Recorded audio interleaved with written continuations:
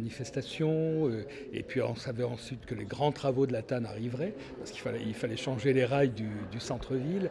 Donc on était un peu perturbés. Et puis finalement, les touristes sont quand même venus, puisqu'on note une progression encore de 5 et quelques pourcents, 5,4% de la taxe de séjour, du nombre de nuitées par rapport à 2015.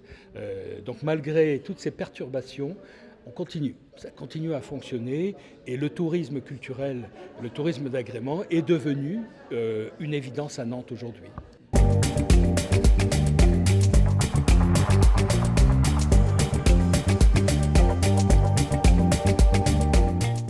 Des plantes, c'est sur 2 mois, je crois, plus de 500 000 visiteurs. C'est un compteur, donc on ne se trompe pas. Les machines, la cour du château, tout ça est stable.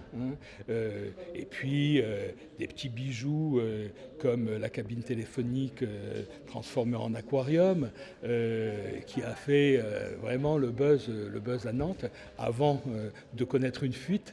Bon, voilà, on sent qu'aujourd'hui, aussi bien les Nantais qui se sont habitués au voyage et qui l'attendent et qui nous attendent au tournant chaque année, avec des petites polémiques comme celle de la place du Bouffay, avec cet immense mobile qui s'apparentait au chantier des travaux du tramway. Bon, la cabine téléphonique, je l'ai dit, mais aussi la très belle exposition du Gentil Garçon au Palais d'Aubray, qu'on a rouvert alors que ce palais était fermé depuis quelques années. Voilà, c'est ça aussi le voyage à Nantes.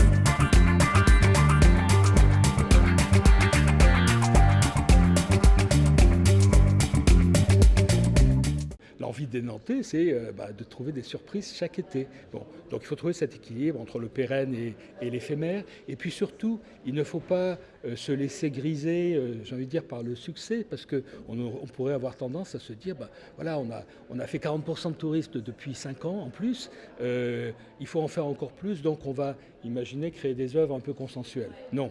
Parce que ce qui fait la force du voyage à Nantes, c'est sa capacité à être audacieux, c'est sa capacité à créer de temps en temps des perturbations, des mouvements, des changements. Voilà, l'art est fait pour ça. L'art n'est pas tranquille. L'art, c'est quelque chose qui perturbe. Et quand on l'a compris, quand on a donné sa propre signification, c'est très, très désirable et très satisfaisant.